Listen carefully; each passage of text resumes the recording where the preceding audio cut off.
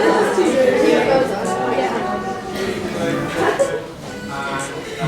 to tonight's information evening. So the purpose of this evening is to talk to you about two events that are coming up for the third year during this year. I'm going to talk about the Independent Learning Project, which we've just about started with the students, and which culminates in a presentation evening for parents in March.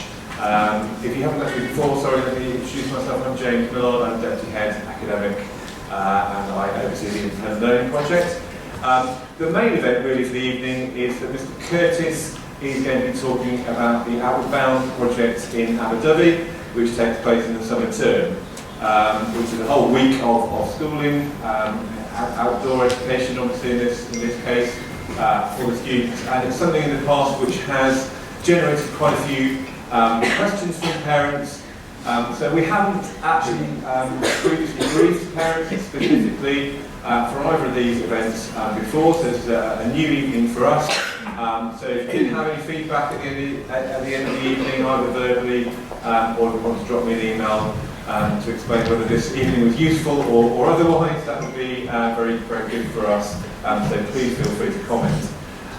So the Independent Learning Project, as I say, the students have already embarked on this, so students that are here tonight, apologies, you will have heard most of this before, but I just did want to sort of brief parents about some aspects of it. So perhaps you've had an opportunity to read that quote about independent learning. You'll probably have a fairly good idea of the concept. The critical thing is the last bit of that quote, the inquiry and critical evaluation. So obviously we want our students at King's to be inquisitive, to inquire about things, to seek to become experts in things by taking that inquiry to different levels and finding things out for themselves, and then evaluating not only the work that they do, which they learn to do across the range of subjects, but also in time evaluating what they read. So reading something, researching something, and thinking what's significant or important about that, and what's the most important thing for me to put in this project. So these are very important skills to learn in terms of independent learning, and that's really the centre of this project. We hope it will give them some element of self-motivation. Obviously as teachers, we do push them in the classroom all day and every day. This is a project that they can choose the topic for, so hopefully they will choose something they're interested in, and they will learn through that process to be motivated in terms of producing their own work and the outcomes that they want from that work. So that's another aspect of it. I've already mentioned it in terms of the evaluation, but again obviously work that we do across the range of subjects is how they go about research, how they go about notes taking, particularly we're looking at this with our Learn to Learn programme, but this is another area where they can practice those skills of reading a passage, working out what's important, taking notes from that then can then go on to the final project. And particularly, again with managing their own work, time management skills, it's definitely something they can develop. It's the one single thing probably when they get to the end of the project that they reflect on. When we ask the question, what would you do differently next time? Almost without fail, most of them say, would start earlier, and other things like that. So it can be a useful way of learning valuable skills for the future. So just to outline the process in a little bit more detail, so what they've already done is decide a topic area, and they should already now have had an initial meeting with their supervisor to confirm the title. So to try to frame a title that will give them a good body of research to do, and that they can write a project, come up with a project. So pretty soon now they're going to be starting their research, and what we ask them to do is to record some evidence of their research. So we might look at the notes they've taken from things, and ask them to record evidence of websites they've looked at and that sort of thing. And I'll show you how we do that in a minute. We certainly, right the way through, we ask them to reflect on the process, so they're not just producing a project, but they are learning the skills that go into the whole process, and they're reflecting on those skills and what they've learned from them, and evaluating how successfully sort of being able to incorporate those skills into the project. And then obviously they do complete and submit the final project, and they also prepare a presentation. So at the presentation evening that we hope you'll all come to in March, you'll be able to view all the projects across the year group, and then the students will give a brief presentation in small groups back in the classrooms, where you'll hear a little bit more about how they've got on with the process and their reflections on it. So they learn some presentation skills as well. We work with them on how to give a presentation. So that's definitely part of the process. So there's a little bit more about the presentation evening. So the Vanbrugh Theatre will be transformed, and we do present every single project from the year group, and they come in various different forms and shapes and sizes, and you get to have a good look around, so you can see not only your children's work, but their friends, and lots of other areas of interest. So it's become quite a sort of well thought of evening in the school's calendar, so to speak, an enjoyable evening, and the work that students come up with is always highly impressive and great to look at. So it starts with that presentation in here, and then we go off into classrooms to hear the presentation. So that's on Tuesday the 24th of March, so a date for your diaries for next term. So every student has a supervisor and a mentor. So the supervisor is a teacher, the member of staff, which will either be their tutor or their head of house, or some of the member of the senior staff. So it might be myself, it might be Mr. Hartley, so someone on the senior leadership team, or it might be Mrs. Harding, our senior librarian. So there are different people who act as supervisors, as well as those within the house system. And each student this year for the first time will also have a lower sixth mentor. So somebody who did this independent learning project as a third year student 3 years ago, but is now a senior student and happy and able to help and assist in advising that student, so that they try to make the very best of learning about all those independent learning skills right the way through the process. So these progress meetings will take place once a fortnight, so right the way through the process the students are getting advice and discussing how they should be doing the work. So we do all the sort of the blogging, so the students will blog through Microsoft OneNote, which you may have seen in use in other subjects. So we sort of set up the blog, so there are questions, reflective questions, evaluative questions that the students ask themselves, and they sort of fill in these questions on the blog. That's just to sort of show you how it's done. So there's an example on the left there of a student who's answered some questions, and this student was one I supervised last year, who's taken a photograph of her notes and added that onto the OneNote blog. So that's just to give you an idea of the ways in which we sort of keep up with them in terms of the work that they're doing. So that happens all the way through the process. And so the final outcome, we originally set the project up as a 2,000-word essay. But we said at the very beginning of this, and it's been going for 5 or 6 years now, that if you wanted to, you could do some kind of alternative to a written project. So some kind of, this is a display board where there'll be bits of text, not up to 2,000 words, probably something slightly below that, but lots of photos that are relevant to the project as well, so some creativity involved. And that was sort of quite a popular thing. It's become a very, very popular way of doing the project.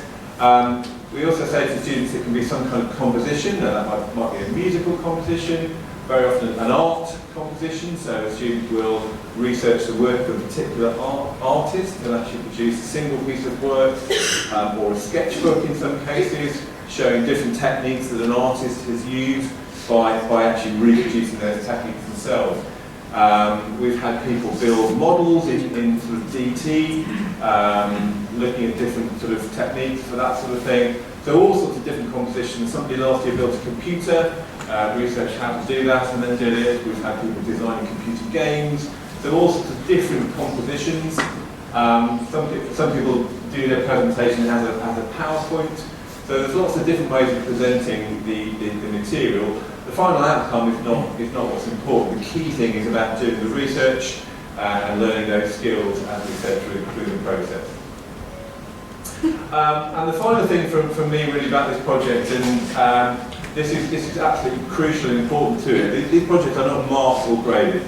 Okay, so this is not about, can I get an A star, can I get whatever the top grade is. It's about learning from the process, and that's been our goal with this right from the word go.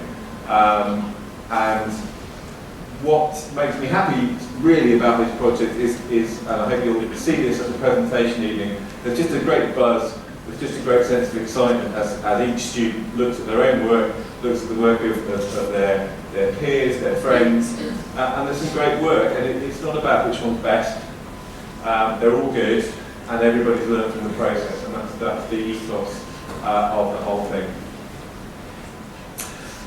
So no mark, but feedback is given right the way through the process, again to try to ensure that students will learn as much as possible from the process.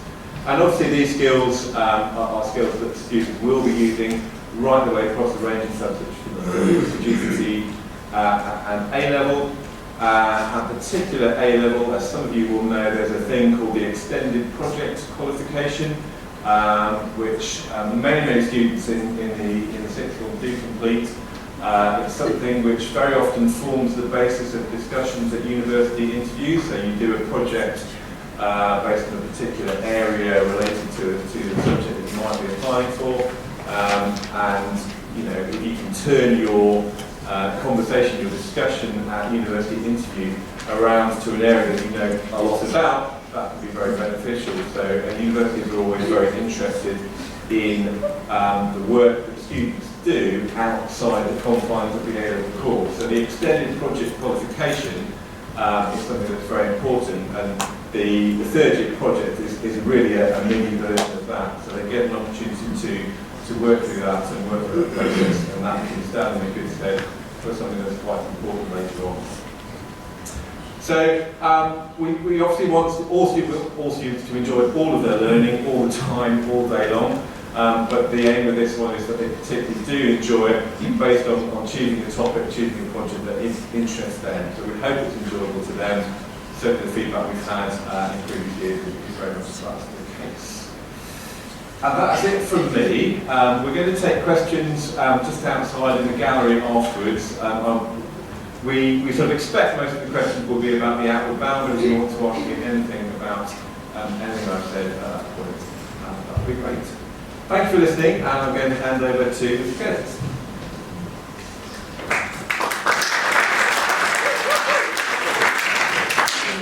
Brilliant, thank you very much indeed. For those who don't know me, I'm Richard Curtis. I'm the head of DT here, but I also run the third year outward bound trip. For those who do know me, I'm still Richard Curtis, Mr. Curtis, although there's been a slight change. I still don't quite recognise myself in the mirror, by the way, so anyway. So I want today to talk to you about this trip. First of all, from me, whenever we talk to students when they leave the school, one of the main things they say is that looking back on their time at King's, it used to be Altawater for many years, now Aberdyfi trip, was one of the really formative parts of their time at the school. It really helped them learn about themselves, learn about how they work, meet new people, really grow as an individual, and that's really what this whole week is about. And I hope today to explain a few things about that. We're going to look really at the aims of the trip, what happens when we get there, so what we actually do, and also a little bit of admin stuff about what they need to bring and trying to answer some of those key questions that I always get in the run-up to the trip. And the idea is today that we try and hopefully explain why we do it and some of those key things. But first of all, I want to start with one weekend in October. And Mr. Hull and I had a lovely breakaway together. And by the way, I should introduce at this point Bex Randalls, who's here with us today. She's from the Outward Bound Trust, who will run the trip when we get there. And so any questions about the way it works can also be directed to Bex as well as me. So it might be quite helpful to know that. But we were invited for a loyalty weekend where we got to have a bit of a chance to experience a really stripped down version of an Outward Bound week, if you like, as a student. So we were students for the week. We had some really interesting stuff going on. We first of all had a talk from this gentleman, who's Joe Doherty, and he was the first person to ski to the South Pole, ski to the South Pole, and kite ski back from the South Pole. And we heard all about his experience and journey, and there was so much interesting stuff in that. In particular, the amount of knockbacks he got at the start of the whole planning process, forming people who wanted to go with him. I remember they started with a team of a number of people, it might have been 80 people, I can't remember quite how many. They knew that not all of them would get there. They knew it would be about starting with that team and then eventually be stripped down because of different reasons.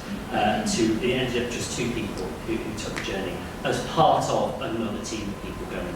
We learnt about resilience massively. I mean, a day in the life, I seem to remember it was along the lines of wake up in the morning, pack the tent up, get everything set up in your skis, ski for, I think, 4 hours solid, stop, turn with your back to the wind so you don't get frostbite, eat as many calories as you possibly can. And we were talking here about having meals that you normally have when you do expeditions, but with 50 grams of butter in each meal melted in to build up your calories. And all of this way through, me and Michael were sitting there thinking, this is definitely not for us. Because it really was an extreme example of doing something. But then doing that 3 times every day, so 3 lots of those 4 hours of constant movement. And if you stopped and stood still at any point and looked into the wind, it was kind of game over. There was issues with ingrowing toenails, I seem to believe. There was issues with potential frostbite, the sort of things that you would expect to happen in the South Pole that you just take as part of the course. It was amazing just to get an experience of what that was about. So we had a little bit of talk from Joe, which was fantastic to hear. We then did, just to prove that it's not just the students we put through this, we did a little bit of this ourselves. And you might be able to recognise our Deputy Head Pastoral just at the top of the cliff on the right-hand side, about to take a plunge. I think he described it as a lot of hang time. Students might maybe get that reference a little bit more, I don't know. But we reckon, we were told, we estimated at least 10 metres. We were then told 7.5, which we think is awesome. At least 10. And this was a gorge walking activity that we did in Eskdale, and it was absolutely fantastic. And one of the things we love about this is it embodies really everything the Outward is about, because to get through the gorge as a team, it is an as a team event. If one person just runs off and does it, I think it's great, then that you completely miss the point of what you're doing. The idea is that you have to help each other up. There's no way for each of you to get up that waterfall without someone getting part way up, holding on to rocks, other people holding on to you, while you help other people up. And that really is what the Outward Bound is about. It's what we're trying to teach people about working as a group of people, the aim being you as a team getting to the end, and what is your goal? Well, the goal here is to get the whole team, the strongest and the weakest, through this challenge. And we then, after that, in the evening, we heard all about this gentleman, who many of you may recognise, maybe have read books by Mark Beaumont. And he was the first person to cycle around the world in 80 days. And what was really interesting about this was he'd only just done this beforehand. So he'd done it a few years beforehand, but not in 80 days. He did it as a solo adventure. He then decided to take on the challenge of doing it with a team of people, where all he had to do was the cycling. So he got on the bike and cycled 16 hours every day. And then after that, he got off, and everything was organised for him. His visas were done for him, his food was done, he had a massage at the end of the day to bed. His life was wake up at 5 in the morning, get on the bike, ride for 16 hours, get off the bike, food, calories, rest, massage, bed, repeat for the next day for 80 days. In fact, it was actually 78 days and bits that he finished it in. And what I thought was stunning about that, in terms of mindset, was we learned that he started off, I think, in Paris, and he did it in the early days. In fact, he rode with a Tour de France rider who did the same with him. And I forget exactly how many miles they were doing a day, but certainly over 200 miles a day. And I think they got to a target and set in their mind to maybe 280 miles, let's say it was that. And the Tour de France rider said, oh, I'm done, I'm finished. But Mark Beaumont said, no, we're riding for 16 hours, we've got half an hour to go. And the Tour de France rider just said, I can't. My mindset is fixed on a number of miles. I can't go for the half hour, so they dropped off, and Mark Beaumont carried on. And it was really interesting that resilient mindset and setting really clear targets and aims is what came through from him. We learned also with him about the idea of building a team and how they did a mini adventure around the UK to pick the kinds of people that would work with them and that would be able to be part of the team doing this. And so many people ended up not taking part in it and not being part of the team because they just didn't fit that mould, they couldn't understand the way of working. It was so interesting that so much of these things are about personal character, not just about the ability to physically ride that distance. Lots of people are physically fit, but can everybody have the mental toughness and resilience? And actually resilience is something in our young people that we're really trying to build, and that's really why this Abu Dhabi trip that we do the Outward Bound we feel is so important. So, that was just a chance to share our travels that we had and tell you about what went on, a little bit of like the Outward Bound, but it was a brilliant weekend. And I thought I'd start this with that, to tell you about the reason why we do the Outward Bound trip. And effectively in the end, I tried to strip them down into 6, and it's not the only aims we get from it, but what you'll notice here is that what we don't have as any aims is learning how to climb. We don't have learning how to walk. We don't have learning how to canoe. Every student will do a different week. You know, each group has an individual week that they go through a program of different things. Some will kayak, some will climb, but they will all be challenged in certain ways. So we think exploration and going beyond yourself is a big part of the element of the week that we do. And teamworking. Everything that we do is done in groups, it's in teams. It's all about the team. And so therefore, it's massively about helping students to understand how they relate to people in their team. Resilience we've mentioned.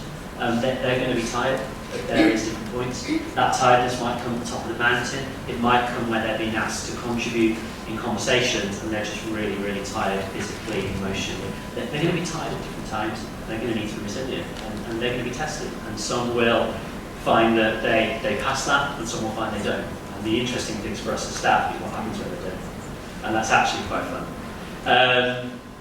Challenge, definitely challenge, but what we always say is that challenge is different for every single people. Again, some people, actually the biggest challenge for them is they have to arrive and they have to make their own bed.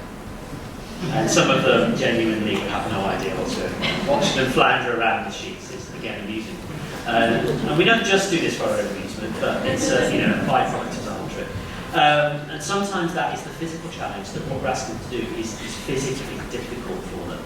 And again, seeing how they respond and how the people in the teams around them help them is the most interesting thing from the trip. We also talk about the idea of empathy, and they're going to have different times where they're finding things really easy, and other people in the trip, in their group, are finding things really hard. And that understanding of empathy is really important. And then clearly leadership.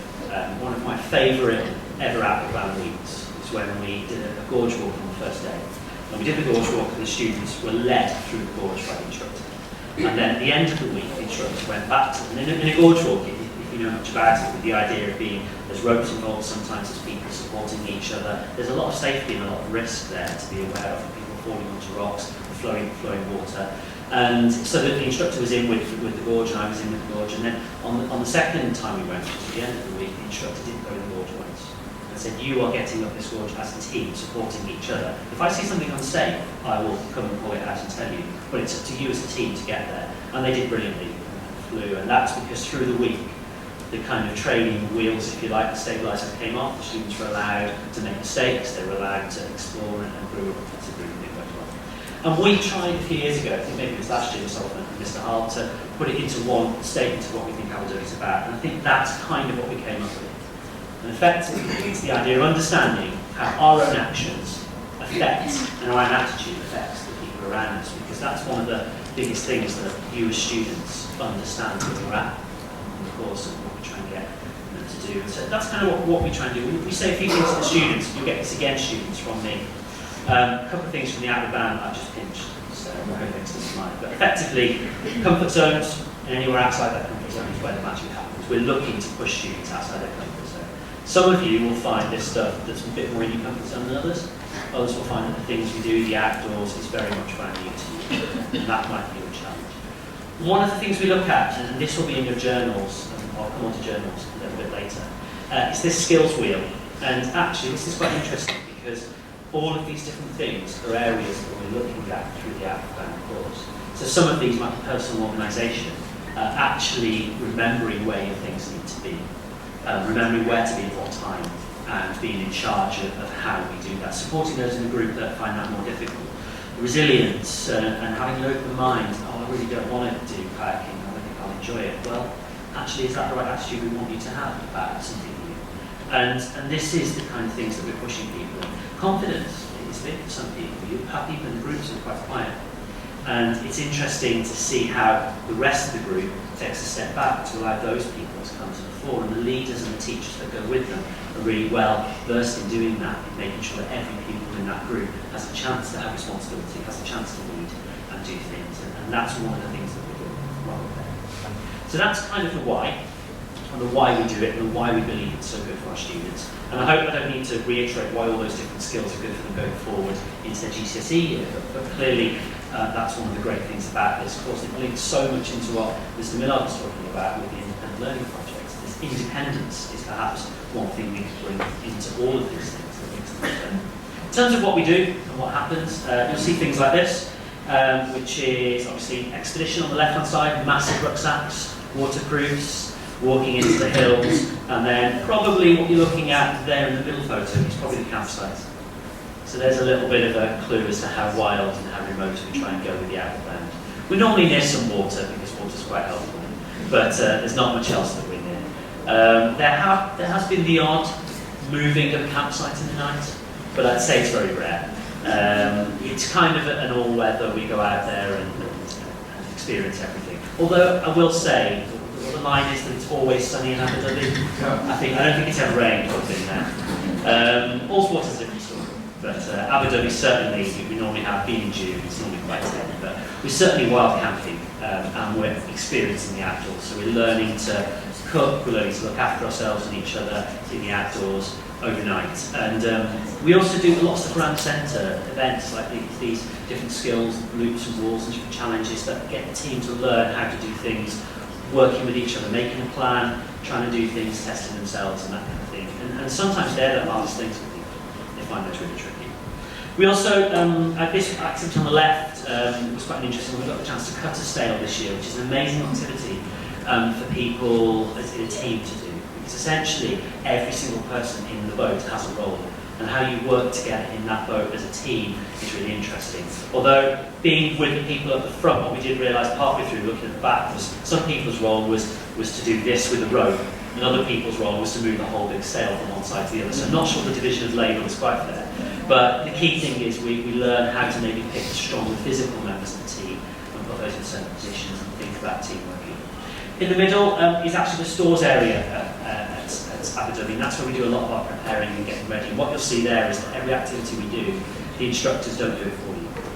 And I suppose this is the key difference for me between an Abu Dhabi week and an Abu Dhabi week. Some of them might have done a manor adventure when they were in the moves, or other weeks, maybe in the junior school, is that they might arrive at an activity which is climbing, everything's there, they put the harnesses on, they go and climb, have a great day, dump all the stuff in a box and off they go. Definitely doesn't happen at Abu Dhabi.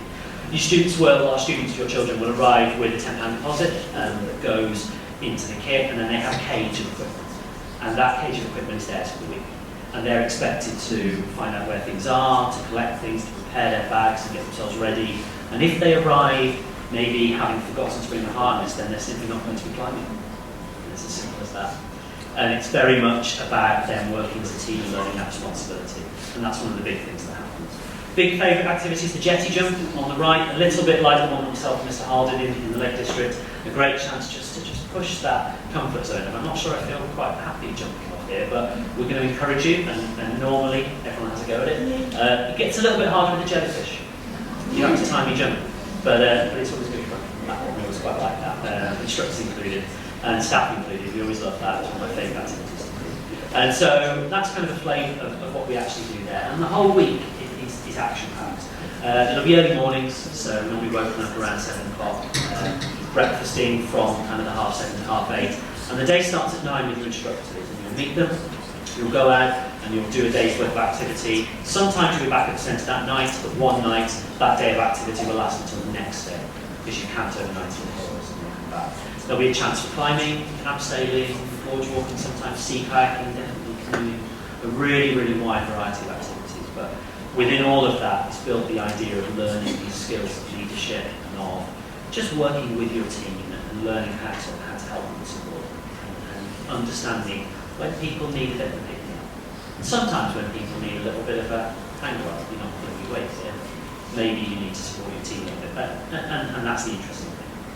So in terms of what happens, and this is key, and it's key that I say here now, this is a bit different to Duke of Edinburgh. Some of your children, when we do Duke of Edinburgh, some of you will know a little bit about Duke of Edinburgh. The great thing within Abu Dhabi is that everything is provided pretty much by Abu Dhabi in the centre. So in terms of the kit list, this is taken from the kit list, and I'll be sending you out a letter soon with links to all the things that I mentioned today, so you don't need to make copious notes about this.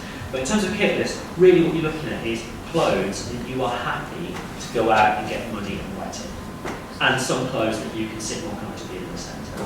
So trying to think about the idea of having some dry clothes, like a pair of jeans around the centre, but you're going to want some trousers that are synthetic walking type trousers, you're going to want shorts, you're going to want swimwear, you're going to be getting wet a lot, you're going to want casual t-shirts, jumpers, but you'll be given layers, you'll be given waterproof, you'll be given boots, you'll be given any specialist equipment that you need. All of it's provided by the centre. Key thing is 2 pairs of trainers though, people do forget that sometimes. One, to get wet, you're going to want to have your wet trainers and your dry trainers, just in case you get soaking wet and then you have to walk around the rest of the day with wet feet. We always go into the water in wet shoes, so just be aware of that.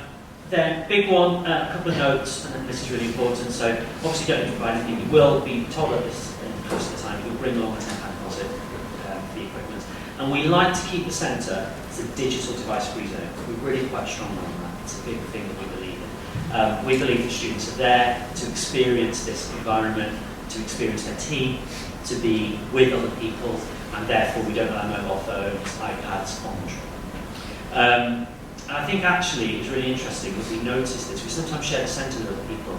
And I think last year I was sitting with some of our staff just outside the front of the Abu Dhabi Centre, just looking out at the students. And our students were walking along, talking to each other, very much conversing. And other schools were there. We share the centre sometimes, and every single one of them was walking around like this. No conversation. And actually we're quite key that this is a big part of what we do, and we really like it. And so we just have to be all supporting that. And just don't bring them along and experience being with your peers and your groups as you go. Really big thing, I'm going to come on to medical forms in a minute, but this bottom point about prescribed medication, it must come with them. And we've had a couple of issues before where people have been asthmatic and they've written on their medical forms that they're asthmatic, but they haven't put the inhalers with them. The outward bound rule on that is simply if you've said you're asthmatic and you've got medication and it's not with you, you don't leave the site.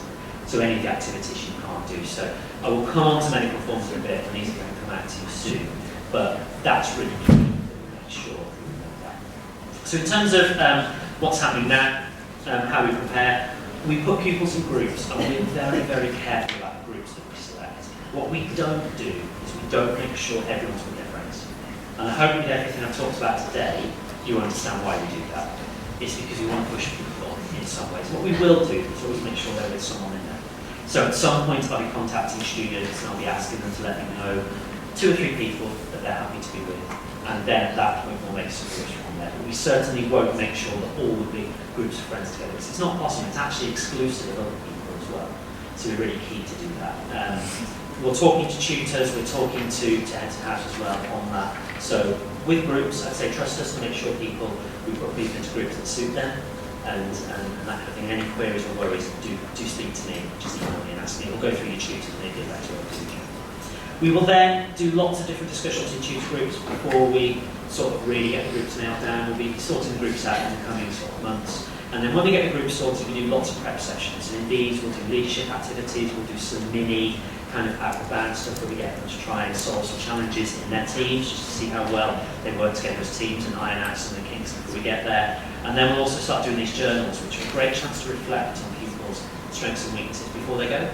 During the whole week, we do journals while we're there, and then when we come back, and these are reflective documents that let students just talk about where they found things really hard, or maybe what they've really enjoyed, and what they think they could do to improve the way they respond to other people. And that's all in the build-up to what we're doing. And then, in terms of now, and what we need to do from here, medical forms that look like this are going to come out to you soon. They're really important that we fill them in right, otherwise what happens is I send them all to Abu Dhabi, and then I get emails back from Abu Dhabi where they tell me this hasn't been done, this hasn't been done, this hasn't been done, and it slows the whole process down. So you'll get a form that the front will look like this with doctor's information and medical information, and then the really important thing is the inside of the form. Yes, you'll have to sign and get consent within that. At the top left, I don't know if there's points, let's look at that. The top left bit here is really, really crucial. I'm not expecting you to read that. When you get the form, you'll understand what I mean. It asks you about specific things, so heart trouble, asthma, diabetes, epilepsy, allergies, things like that. And if you fill in or tick yes for any of those things, you will have to fill in a supplementary form. And all of this will be explained in the letter, but what's really important is that you remember that, because if I get them in without a supplementary form, I'll have to send them back and ask for the supplementary form. and it includes if you say things like they've got a little bit of hay fever. I'll still need to get that information for you, so it's just worth remembering. There's an information questionnaire on the back for students to fill in, which is about what they are worried about, what they think in preparation for ABW. That's really important for people at the Active Band Trust and ABW to look at, to get a bit of a feel for their group. If you've got people who are saying, my weaknesses, I feel really like I lack confidence, that might be what we want to say, what your child wants to say.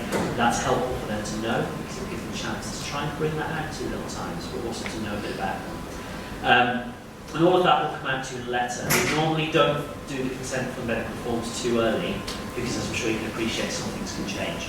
So we try and leave it sort of early New Year is when we tend to get through. So it might be around January when we get these forms out. I'll speak to Bex and we'll find out when they're coming to us. But essentially, that's pretty much it from me. This is the ABW Centre. If you want to go and look at it on Google Maps, have a look at yourself, students. And that area you see in the distance, as far as the eye can see, is your classroom for this week coming. It's the 22nd to the 22nd of June. You'll have done your exams at this point, so it'll be a fantastic way to round off the year. But what I hope you get from this presentation is this is actually probably some of the best learning you will do about how you are as a person yourself. And it's a fantastic week, always a highlight, full of stuff. You'll come back with tons of stories, but you will come back having been challenged, I guarantee. That's the idea. As I say, if there's any questions, myself, Mr. Millard will be out there, and also Mr. Hall as well. I'm sure we'll have lots of questions. But that's it from us formally this evening. Hope you've enjoyed it, and I look forward to chatting to you after.